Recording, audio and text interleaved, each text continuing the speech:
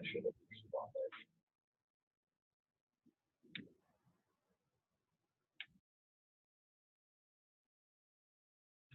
guys, 8 o'clock in the morning instead of 7 a.m. Coaches coaching, coaches coaching. All right, today we'll just get to it. It's probably going to be a little shorter call. We're going to talk about tension. So the main thing with tension is that tension is performance and performance is tension. If you can control your tension with the client, then they're going to be injured less likely, and they're also going to perform better. We need to teach tension because most of us are only sitting, especially someone that's not athletic and not used to working out, we're sitting at a 5 or a 6 daily. We don't usually rev up to a 10 or go all the way down to a 1. And some of that we don't want anyway, right? If you're down to a 1, you're probably dead. You're up to a 10, you're like sticking your finger in an electric socket and just. So we got to control that tension. So we're going to go through a few drills to kind of teach tension, because usually you want to teach tension through breathing and through technique before you load. Because as soon as we load, if they don't understand tension, then that's when they're not moving just the joint you want moved. They're moving multiple joints instead of keeping things in cement while that joint that we want moved is actually the mover. So we're going to go from the ground up, and we're just going to teach basically 3 different drills, and we'll go through it real quick. So really quick, to segue into this tension talk, breathing is such an integral part of tension, right? And there's basically 3 ways you can breathe, right? The first way is when we're doing our relaxing diaphragmatic breathing, right? If I'm here just breathing through my diaphragm, drawing all my air in and taking slow, controlled breath, that's going to, like Nick was talking about, that dial of 10, 1 to 10, that kind of breathing is going to dial me down. That's going to stimulate parasympathetic nervous system and dial me down, which is great because there's a lot of times where people don't know how to dial down. We got to teach them that. So that's one. Then the second kind, think of it as locomotive breathing, right? Like let's say I'm doing a bunch of kettlebell swings,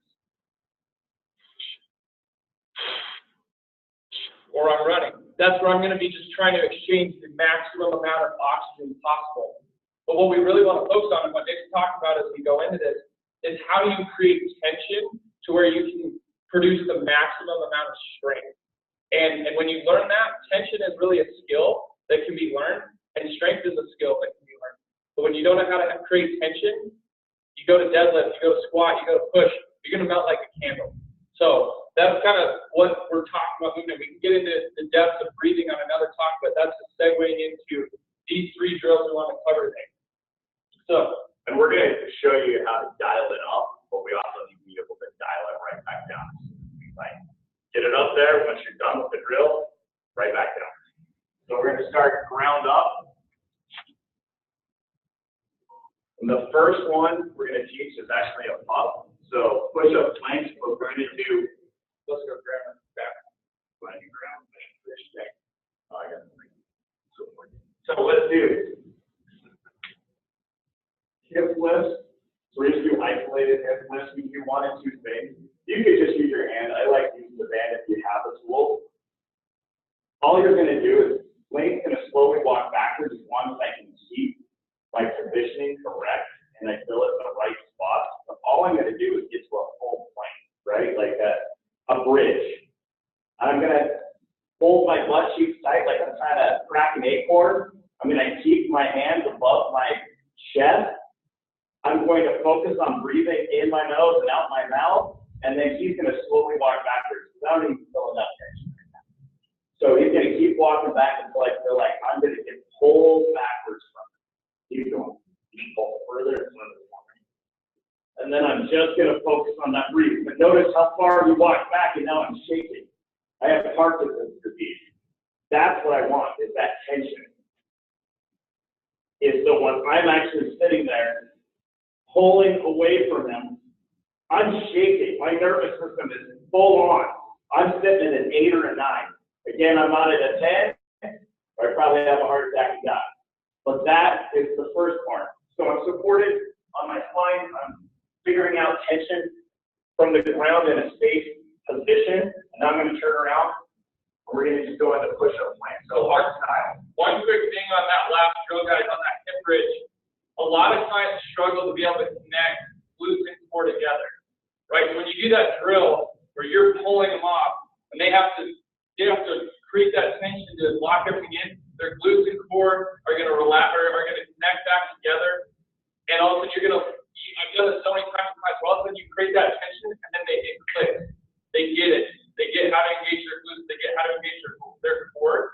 So that's an awesome technique. You can get on the floor and boom, every single hip lift after that is going to be better when they really learn how to create tension, even just with their body weight. Instead of this. Right?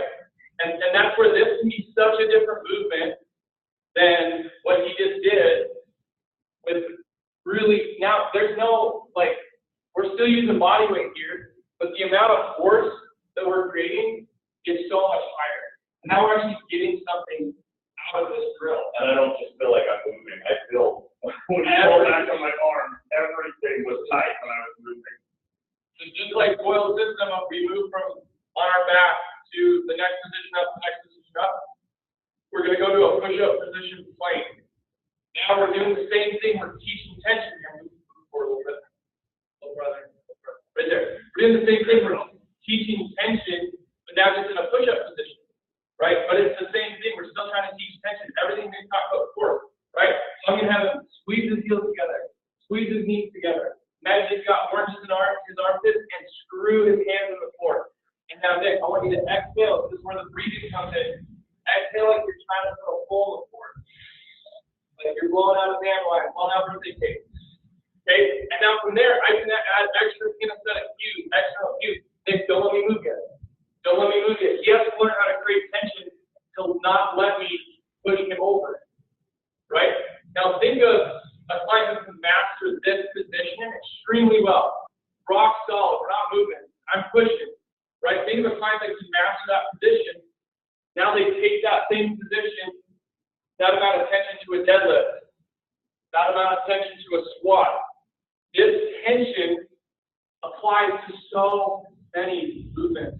Most of our movements are just moving plank with load. So if you can teach that tension from the actual plank and then move it into actual movement with load, they happen. Otherwise, you're just asking for injury. Say, last one. Chain. Same thing, now it's a standing plank, right? How many times do you see people finish a kettlebell swing and there's no tension there, right? They need to finish rock solid. So have them put down the bell, go back to that stop and pop drill, push down, pull me down. There you go, come on, all you got, all you got, all you got, right? How do you feel about that? Everything. It felt like when I was bridging. Yeah. Like I can give you more. It's the same thing that I got on the bridge. I felt everything locked into place. My last ring was locked down. I was squeezing those oranges again, just like I was in the plank. And even all through here, it's just solid. Goes back to the move view, right? 6-point checklist. His feet screwed into the floor. Hips externally rotated, glutes engaged, neutral pelvis, core brace for a punch, shoulder blades in the right spot. We're just teaching that with tension now in a standing plank. Now think of your client, like I said, they can create tension in a hip lift on their back, in a push-up position plank, any of their pushing movements. They can create tension standing in this position where we're going to finish a squat, we're going to finish a deadlift, we're going to finish any of those movements. Now, you think of SMS, rotational stability, trunk stability, all of those movements we're teaching right in here with tension. Okay? Now let's do this quick. Go back, let's do that standing. Okay, all you got. Okay, crank it up, man, crank it up. High as you can, let's go, let's go. Pull that down, let's go. Okay, now bleed it out. Bleed it out. Take it out. Down, back down. Deep breath. You can do it, Dan John, that's no shake. This is the hardest part for me because I have a freaking toddler. So I'm always at a 7 or an 8. So we'll keep this call short today, guys, but you get the idea of a few big rocks from this. I'll have Nick summarize after me, but you have a few big rocks. One, tension is a huge part of strength. If you cannot create tension, you're not going to get very strong. And getting strong is a big part of us helping our clients get great results. Second, remember, tension is a spectrum. So the reason why we always start with foam rolling, stretching, breathing, all of our dynamic stuff, is we want to dial the tension down, get them down so that, like, if they're up here and they had a really stressful day, they're at a 7 or 8, we need to dial them down so that they're down to a 5 or a 4 so they can accept, their body can accept more training, right? So we got to dial them down first, and then we warm them back up, and then we dial them back up in the right way. So we've got to understand this tension dial, and as coaches, that's our job, to be able to turn it down, turn it up, to get them into the right positions and to get them as strong as possible. So those are just 3 drills you can use. The one on your back, hip lift, either use a band or a partner. Then you can go into the push-up position plank. Remember, cue the breathing. The breathing is a huge part of that strength. And then you can do it standing. Just 3 simple drills to help somebody learn how to create internal tension. I just want to tell a real quick story too of, like, and some of you guys have probably heard this before. Dan talks about his daughter that he trained in high school, and just how people aren't used to those tension dials, and it's crazy how we just want to load them.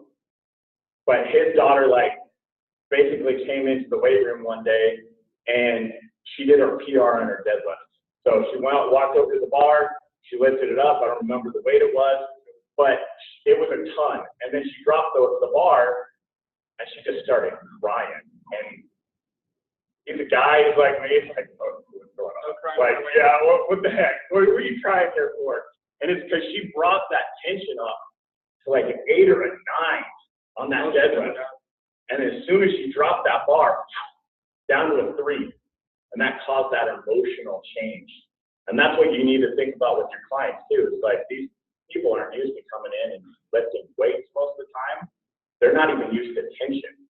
So before we load them up, we just got to be able to start creating that habit of being able to dial it up, dial it back down. And then that causes that to go into, like I said, it's basically performance is safety, and safety is performance. And that's where we start, is just from the tension end of things. So, short call. Yeah, guys, we're trying to keep these short and succinct. Thanks for hopping on with us today, talk about tension. Let's use some of these cues with our clients today. You guys have a great day. We'll send this out soon. Thanks.